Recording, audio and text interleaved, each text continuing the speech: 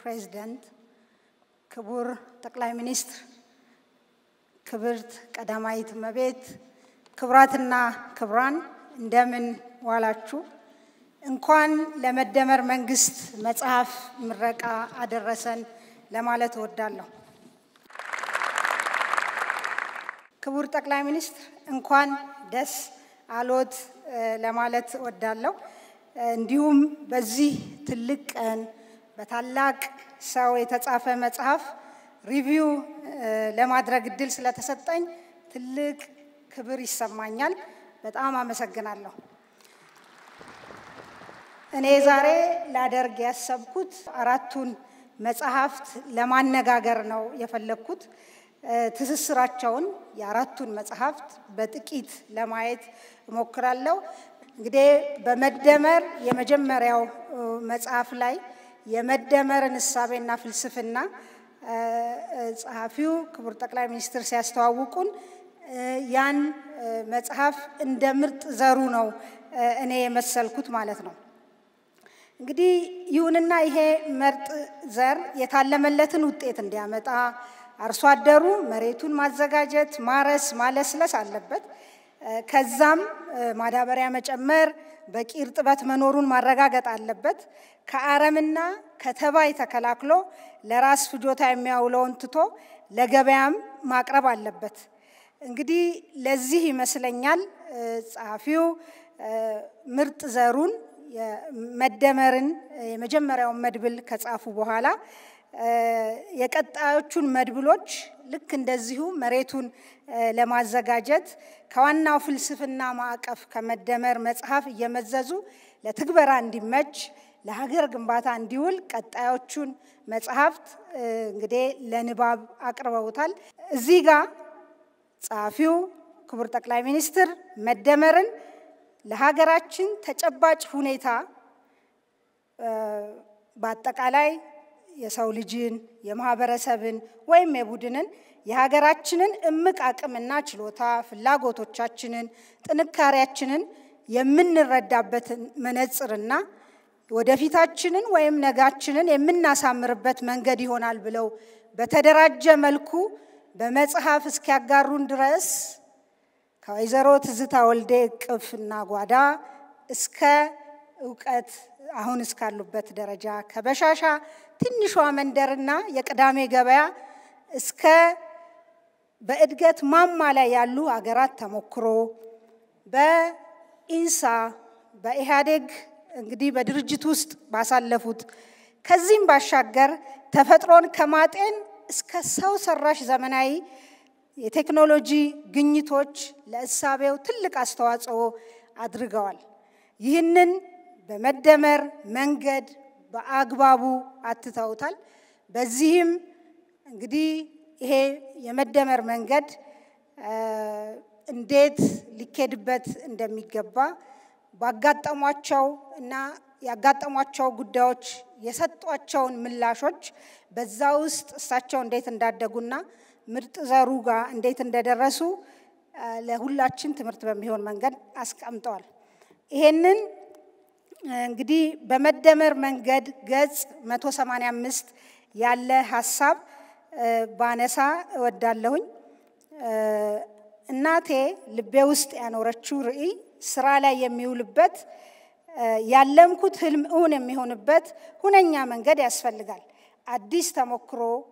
አዲስ ተሞክሮ ያልከሸፈ የሀገሪቱን የልብ ትርታ የሚመስልና የኔን ማንነትና የስብና ደርዝ ሳጣርስ የሚገልጥ መንገድ ይህ አዲሱ መንገድ ምን ይሆን ብዬ ተጠብቤና ተጨንቄ የፈጠርኩት አይደለም ከልጅነቴ ጀምሮ በአስተዳደጌ የቀረጽኩት ነው ነፍስ ካወቅኩም በኋላ የህይወቴ አቅጣጫ በተቀየሰበትና በተቀረጸበት መንገድ ላይ ባጋጠሙኝ የህይወት ልምምዶች ያዳበርኩት ቁልፍ የሆኑ የኔ የምላቸው ሰዎች ተተውብኝ ባለፉት በጎ አሻራ በውስጤ በስሎ የወጣ የመደመር መንገድ ነው ብለው ያነሳሉ አሁንም ወደ ምርጥ ዘሩና ወደ አርሶ አደሩ ልመልሳችሁ የአርሶ አደሩ ያመራረት ዘይና የካበተ ዕውቀቱ የፈለገ ምርጥ ዘር ቢኖር ወሳኝ ነው መጨረሻ ላይ ማግኘት ለሚፈልገው ምርት አርሶ አደሩ ይህንን ዕውቀት ከአያቶቹ፣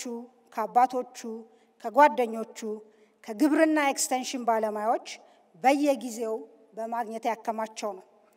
ከትውልድ ወደ ትውልድ ሲወራረስ የመጣ ከዘመኑ ቴክኖሎጂ ተዋዝቶ ለተሻለ ውጤት የዋለ ዕውቀት ማለት ነው። ይህን እውነት በመደመር ትውልድ መድብል ውስጥ እናገኘዋለን። በመደመር ትውልድ ገጽ 23 ላይ የተቀመጠውን ቃል በቃል ላነበው ፈልጋለሁ። የሀገር ግንባታ የዘመናትና የሚያልቅ የትውልድ ቅብብሎሽ ውጤት ነው። ሀገር የትውልዶች ትስስር ውጤት ናት።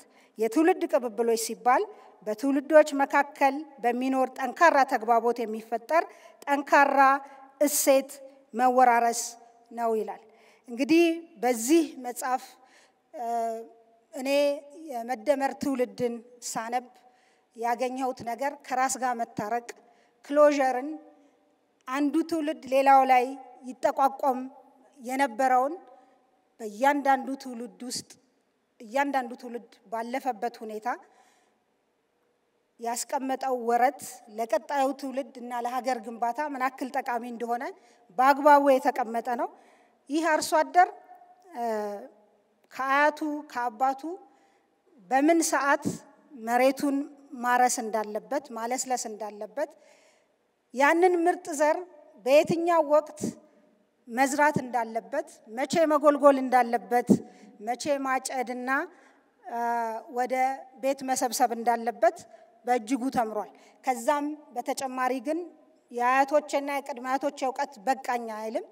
ቴክኖሎጂን ከግብርና ኤክስቴንሽን ሰራተኞች ተምሯል። በእኛ ሀገር በደንብ ቅርብ ስለሆነ ነው ይሄን ማነሳው። ስለዚህ የመደመር ትውልድ በየጊዜው እያላቀ ዕውቀቱን አዲስ ዕውቀትን እየጨመረ ግን ካለፉት ትውልዶችም እየተማረ የሚሄድ ነው ማለት ነው። አሁንም ወደ አርሶ አደሩ ልመልሳችሁና አርሶ አደሩ ምርጥ ዘር ተጠቅሞ መሬቱን አለስልሶ ማዳበሪያና በቂ ውሃ እንዲያገኝ አድርጎ የተሻለ አዝመራ ከያዘለት በኋላ አዝመራው የያዘውን አብዛኛውን ሳይባክን በዘመነ መንገድ መሰብሰብና ማስገባት አለበት። የሰበሰበውን ደግሞ እርጥበትና ተባይ እንዳያበላሸው በተሻለ ቦታ ማከማቸት አለበት። ጊዜው ሲደርስ በአግባቡ ወደ ገበያ ማውጣትና በአጠቃላይ የልፋቱን ዋጋ አግኝቶ ለኑሮውን ለማሻሻል መደራጀት ይኖርበታል። በማህበር ሊሆን ይችላል። የተቀናጀ የመሰረተ ልማት አቅርቦት ያስፈልገዋል። አንዳንዴም ያመረተውን ምርት ወይም አዝመራ ፕሮሰስ አድርጎ አቆይቶ ለመሸጥ እድል ሊኖረው ይገባል። የትራንስፖርት አገልግሎት፣ ሌሎች መንግስታዊ አገልግሎቶች፣ ማህበራዊ አገልግሎቶች፣ ፋይናንስ በትንሹ ይፈልጋል። ይህ ዛሬ የሚመረቀው የመደመር መንግስት መጽሐፍ ኤግዛክትሊ ይሄንን ስለማድረግ በተደራጀ መንገድ ሐሳብ ያቀርባል። ጸሐፊው በዚህ በመደመር መንግስት እንዴት ኋላ ቀረን ከዓለም የቱ ጋር ተላለፍን ብለው ጠይቀው የእሳቤ ማዕቀፍና ፍልስፍናውን ከመደመር በመቅዳት ምን አይነት መንግስት ነው እንደ ሀገር እምቅ አቅማችንን የጥንት ስልጣኔ ባለቤትነታችንን በሌላ በኩል ደግሞ ድክመታችንንና ስህተታችንን ገርቶ ሀገራችንን ወደሚገባት ከፍታ ህዝባችንን ወደ ሁለንተናዊ ብልጽግና ልናደርስ የምንችለው ሚለውን በዝርዝር በበሰለ ግን በቀላል ቋንቋ ሰትረው አቅርበውልናል። በዚሁ ወደ ሁለቱ ጉዳዮቼ ልለፍ። አንደኛው የፖለቲካል ኢኮኖሚ ነው። በኢኮኖሚ ውስጥ እንግዲህ የተዋንያን ሚናና መስተጋብርን ይመለከታል። የርዕዮተ ዓለም ታማኝነቱን ከፊት አስቀምጦ ነው በተግባር በግልጽም ባይሆን ማለት ነው ከርዕዮተ ዓለሙ የሚያፈነግጡ አሰራሮች በእነዚህ ሀገራት ቢታዩም በተለይ የምዕራቡ ዓለም እንደ ችግር መፍቻ ቁልፍ የሚሰብከውና ሀገራትን የሚፈርጅበት ርዕዮት አለው።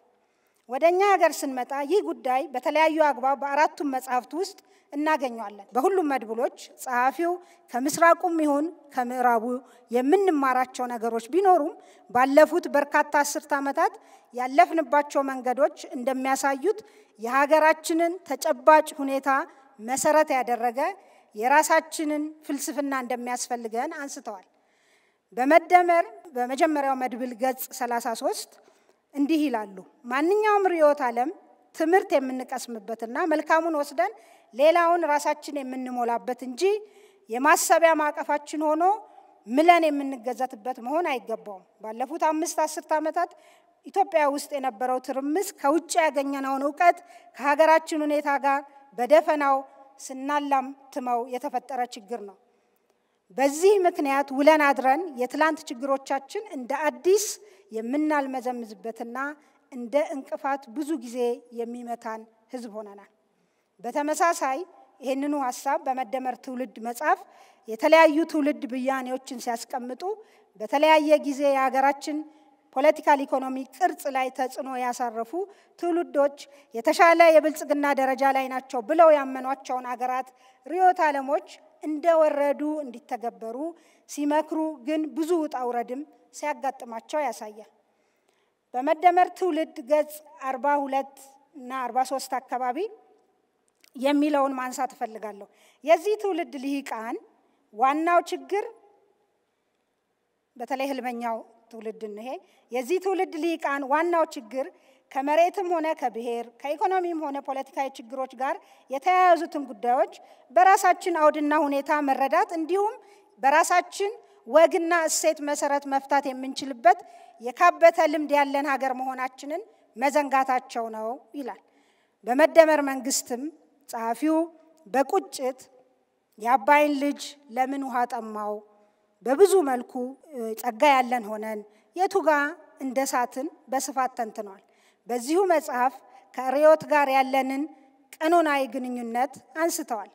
ትክክለኛው ጥያቄ የነዚህ ርዕዮት አቀንቃኞች እንዴት ሰለጠኑ ሳይሆን እኛ እንዴት ኋላ ቀረን መሆን አለበት ብለውም አንስተዋል። በመደመር መንግስት ገጽ 43 ያለ ሐሳብ ማንሳት እፈልጋለሁ። ምን ይላል? እነዚህ የውጭ ሀገር የልማት ሞዴሎች በተፈጠሩባቸው ሀገራት ውጤታማ ቢሆኑም ወደ ሀገራችን መጥተው ሲተገበሩ ግን የኢትዮጵያን ባህል፣ ታሪክ፣ ማህበራዊና ኢኮኖሚያዊ ችግሮችን ግምት ውስጥ ያላስገቡ ነበሩ። ኢትዮጵያ ከብዙዎቹ የአፍሪካ ሀገራት በተለየ በቅኝ ግዛት ስር ባለመውደቋ የራሷን የእድገት ጎዳና በነፃነት እንድትመርጥ እድል አስገኝቶላት ነበር። ነገር ግን የኢትዮጵያ ልሂቃን ኢትዮጵያን የሚመስል ሞዴል ከመፍጠር ይልቅ ወታደራዊ ጥንካሬን፣ የተማከለ አስተዳደርን፣ ኢኮኖሚያዊ እድገትን ያጣምራሉ ብሎ ወዳመኑባቸው የውጭ ሞዴሎች ፊታቸውን ደጋግመው አዙረዋል። እዚሁ ገጽ 45 ላይ ይህንን ያስተዋሉ የኢትዮጵያ ልሂቃንም በወቅቱ ጃፓን እንዴት ሰለጠነች ሲሉ ጠየቁ። ኢትዮጵያ ለምን ደህየች የሚለውን ግን ዘነጉት። ሁለቱን ጥያቄዎች በመጠየቅ ምላሽ የሚሆን ስልት መቀየስ ከፍተኛ የአተያይ ልዩነት ያመጣል ብለው አስቀምጠዋል። እንደዚሁ በመደመር በመጀመሪያው መድብል ላይ ገጽ 33 ላይ ያስቀመጡት ሐሳብ ላይ የተወሰኑ መስመሮችን ባነብ በደቡብ ኮሪያና በቻይና ለግዙፍና ውጤታማ የግልና የመንግስት ኩባንያዎች መመስረት ምክንያት የሆነው ሞዴል እንዴት ሜቴክን መቀመቅ ከተተው ብለው ያነሳሉ። ዛሬ ከሚመረቀው መጽሐፍ የመደመር መንግስት ላይም እንግዲህ እንደዚሁ ይሄንን ያነሳሉ። ከዚህ በተጨማሪ የመደመር መንግስት የግልና የመንግስት የኢኮኖሚ ሚናዎች የሚገነዘብበት መንገድ የተለየ ነው። እሳቤውን የኢኮኖሚ እንቅስቃሴውን የሚያከናውነው ማን ነው ከሚለው ይልቅ የኢኮኖሚው እንቅስቃሴ የሚከናወነው እንዴት ነው በሚለው ላይ ያተኩራል።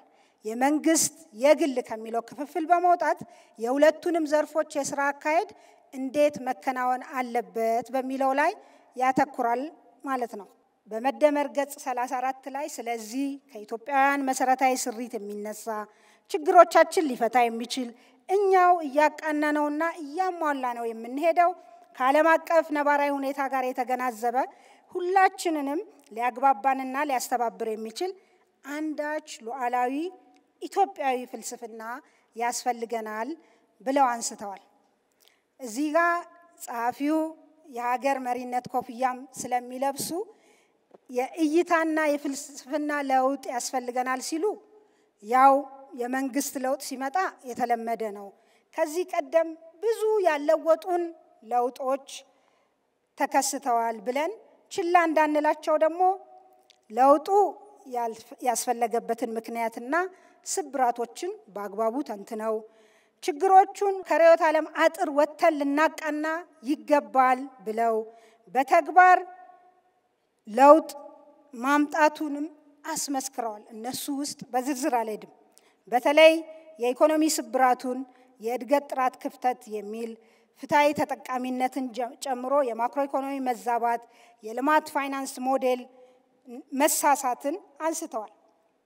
በተጨማሪም በመደመር በመጀመሪያው መድብል ዓለም አቀፍ ፋይናንስ ትብብር በፖሊሲ ለውጥ ምክንያት እንደሚቀንስ ከኮሮና በፊት በ2012 ከኮሮና በፊት በተመረቀው መጽሐፍ ማለት ነው የሀገር ውስጥ ሀብት ግኝት ማሻሻል እንደሚገባ አንስተዋል። የገቢ ምርት ጥገኝነት በስንዴ፣ በዘይት፣ በሌሎች ሸቀጦች አንስተዋል። የውጪ ምንዛሪ አስተዳደራችን ተወዳዳሪነታችን እየጎዳ በመሆኑ የፖሊሲ ለውጥ ያስፈልገናል ብለው አንስተዋል። ይሄ በመደመር መጽሐፍ ነው። የፕሮጀክቶች አፈጻጸም ማሻሻልን እና ክትትልን ማነስ በሰፊው አንስተዋል። ጸሐፊው ችግሮችን ተንትነው አልተውም። ብዙ ሰው እንደሚያደርገው ማለት ነው ችግር መተንተን። ችግሮቹን ከርዕዮተ ዓለም አጥር ወጥቶ ከተለመደው የገበያና የመንግስት ጉድለት ጉንጭ አልፋ ክርክር በተሻገረ ምላሽ መስጠት እንደሚያስፈልግ በመደመርም በቀጣዮቹ መጽሐፍትም አስቀምጠዋል። በመደመር መጽሐፍ ገጽ 181 እንዲህ ተቀምጧል። ዘላቂና ጤናማ የኢኮኖሚ እድገትና ልማት ሊረጋገጥ የሚችለው በእነዚህ ተዋንያን መንግስት፣ የግል ዘርፍ፣ መንግስታዊ ያልሆኑ ድርጅቶችና መካነ ትምህርቶችን ማለት ነው በእነዚህ ተዋንያን መካከል ጠንካራ ግንኙነት ሲፈጠር ብቻ ነው። የአንዱ ወይም የሁሉም ተዋናይ በተናጠል ጠንካራ ሆኖ መውጣት ዘላቂና ጤናማ የኢኮኖሚ እድገት ልማት ሊያረጋግጥልን አይችልም። በእነዚህ የኢኮኖሚ ተዋንያን መካከል ጠንካራ መስተጋብርና ግንኙነት ሳይፈጠር ሲቀር የሚከሰተው ሁኔታ የስርዓት ጉድለት እንለዋለን። እንግዲህ በመደመር መንግስት ገጽ 97 ያለ ሐሳብ ከዚህ አኳያ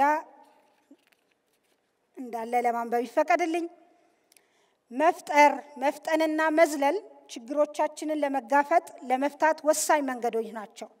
በየዘርፉ ብዙ ፈጠራዎችን በማፍራት እነዚህን የፈጠራ ውጤቶች ደግሞ በፍጥነት ወደ ስራ ማስገባት አለብን።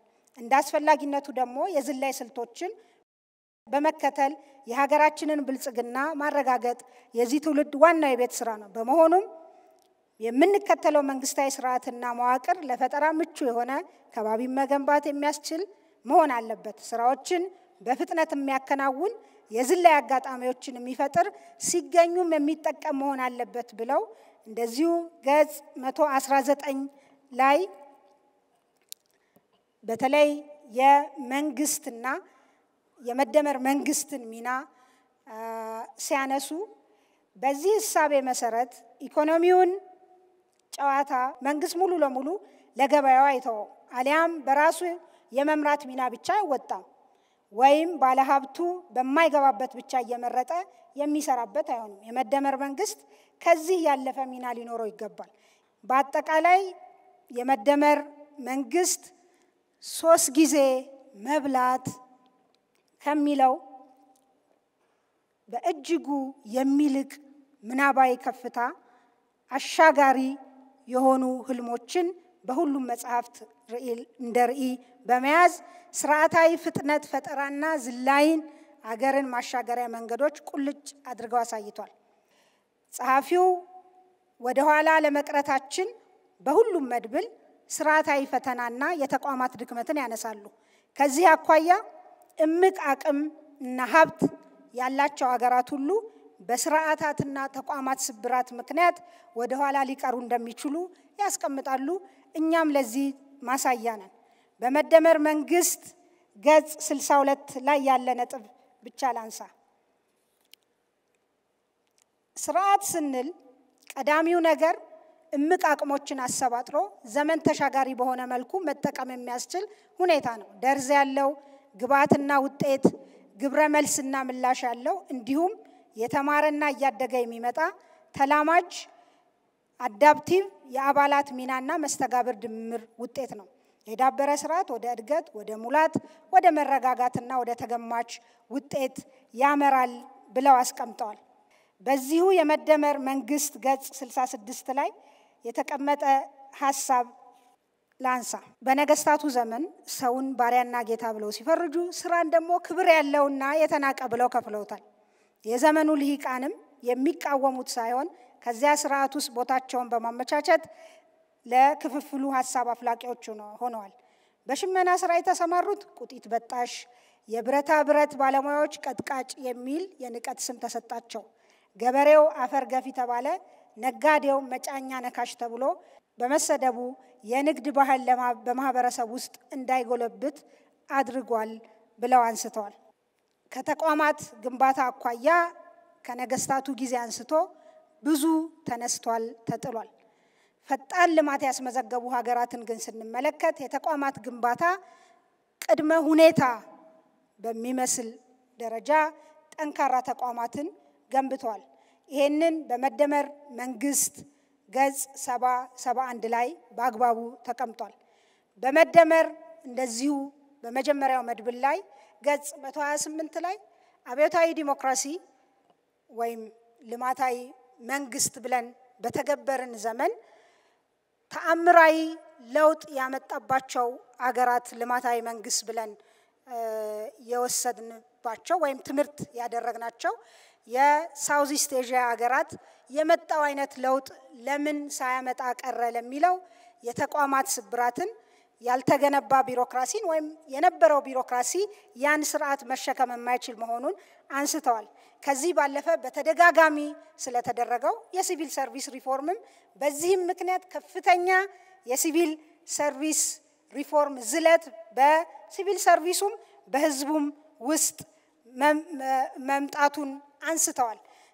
መጨረሻ ላይ ከዚያ አኳያ በመደመር መንግስት ገጽ 131 ላይ ስለ ተቋማት ግንባታና ስለ ሪፎርም ያነሱትን ብዬ ላጠቃል። በሀገራችን በሚቀጥሉት ጥቂት ዓመታት ወደ ዲጂታል ስርዓት ሽግግር ማድረግ ይጠበቅባታል። ይህ የሽግግር ጉዞ የቴክኖሎጂ መሰረተ ልማትን ከማጠናከርና አዳዲስ ቴክኖሎጂዎችን ከመዘርጋት መጀመር አለበት። ከዚያም የተቋማትን የውስጥ አሰራር ሂደቶቻቸውን በቴክኖሎጂ ማዘመን ያስፈልጋል። አገልግሎቶቻቸውንም በዲጂታል ቴክኖሎጂ ታግዘው በኦንላይን እንዲሰጡ ማብቃት አለብን። ከዚያም ባለፈ ከሌሎች ተቋማት ጋር በቴክኖሎጂ መቀናጀታቸው ወሳኝ ነው። ተገልጋዮች ካሉበት ሆነው ብዙ ጉዳዮችን እንዲያስፈጽሙ እስከ ማድረግ መጓዝም ይገባናል ብሏል። የመደመር መንግስት ባለፉት ጥቂት ዓመታት ተተግብሮ ከከተማ እስከ ገጠር፣ ከግብርና እስከ ቱሪዝም፣ ከማዕድን እስከ ኤክስፖርት፣ ከቡና እስከ ወርቅ በርካታ ለውጦችን እስከ ሲቪል ሰርቪስ ሪፎርም እስከ አገልግሎት ማሻሻያ በርካታ ለውጦችን በተግባር ያስመሰከረ ነው። ይሄንንም በቀጣይ በደንብ አድርገን መተግበር እንድንችል ትልቅ ጋይዳንስ የሚሰጥ መጽሐፍ ነው። በጣም አመሰግናለሁ።